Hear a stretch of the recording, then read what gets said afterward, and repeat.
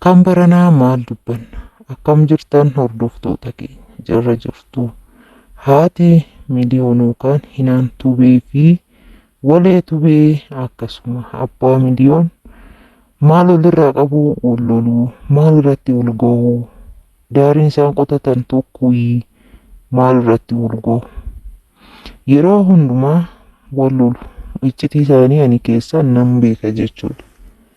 Yeroo hundaa wal loluu, wal arrabsuu, yeroo hundumaa isaan nan daawwadha garuu baay'ee wal lolu jechuudha. Hinaan obboleettii tiyya. Akkasumas walee tubeen obboleettii tiyya. Akkasumas dirribaan obboleessa kiyya. Hunduu anaaf qixa karatti dubbadhu dhabee nan callisa. Garuu yeroo tokko tokko bultii namaa keessa seenuun akka gaarii hin taane argaa beekan dhufe jechuudha. Akkuma beekamu tanaan dura walee tubeen piraankii hojjettee turte. Hinaan obboleettii tiyya irratti jechuudha. Piraankiidha jennee callisnee taa'aa turre jechuudha. Erga piraankiidha jennee walirraa turanii booda immoo deebi'anii wal lolanii bilookii wal godhanii maaliif kun ta'uu danda'e? Eegasuu araaramaatoo deebi'ii bilookii jalaa hiiki jennee obboleettii tiyya hinaan gorsinee turre.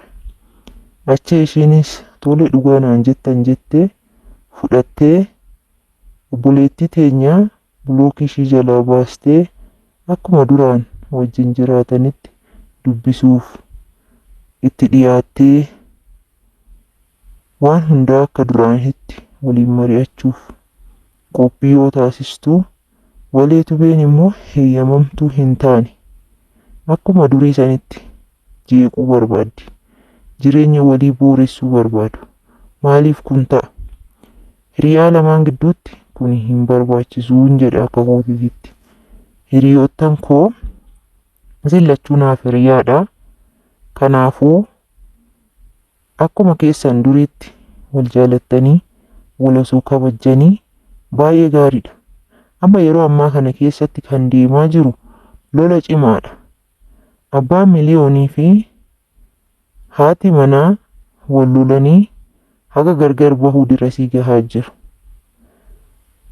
Akkasumas waleenis wantoota ishiin haasoftu miidiyaa ishee jalatti dhaggeeffachuu ni dandeessu. Hundumtuu miidiyaa mataa ofiitirra of baasee waliin wal arrabsaa, wal jeeqaa, wal qeeqaa walitti himaa jira jechuudha. Egaa koomintii garagaraa yeroo garagaraatti nan dubbisa. Maal jedhu koomintiin isaanii?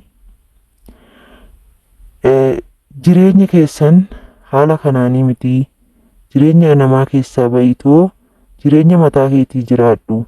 Namni maaliif bultii namaa keessa seenaa jedhanii koomintii isaan gara lachuttuu ni barreessu. Atis maal gocha miidiyaa irra baatee miidiyaa irratti abbaa manaa keetiin wal lolta kan jedhan hinaan ittis ni murteessu.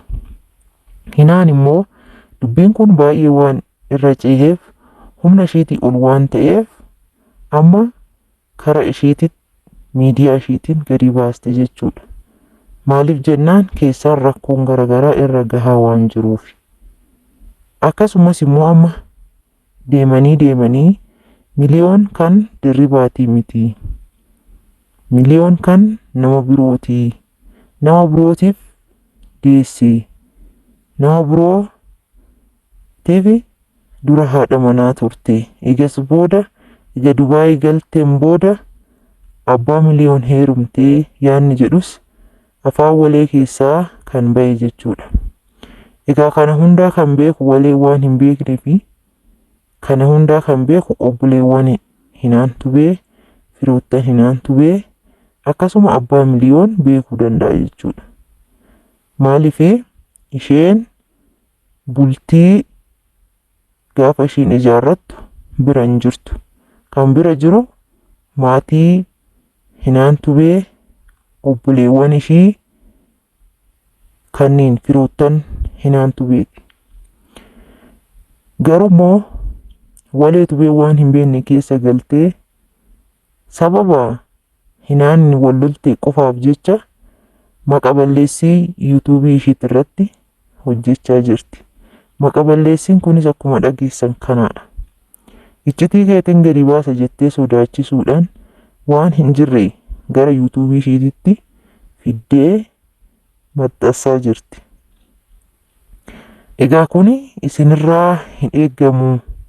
Walumaa galatti isin nama waan akkanaa hojjetu osoo hin taane nama boru dhaloonni waa isinirraa barachuu danda'udha. Kanaafuu waan nuti isinirraa barannu hojjedhaa. Nutis yeroo isaan seeraan isin dhaggeeffannaa, seeraan isinirraa barannaa, seeraan wajjin guddannaa kan jedhu jechuudha yaadni kiyya. Kanaafi obboleewwan koo wal hin lolinaa. Hamma dandeessanii wal gorsaa malee, walitti himaa malee, wal hin arrabsinaa. Yaadota xixiqqoo akkasumas immoo dadhabbii namaa fayyadamtanii karaa hir'ina namootaatiin fayyadamtanii namoota miidhuu kan deemtan hinaantu bee fi walee qofaa miti. Namoota hedduudha.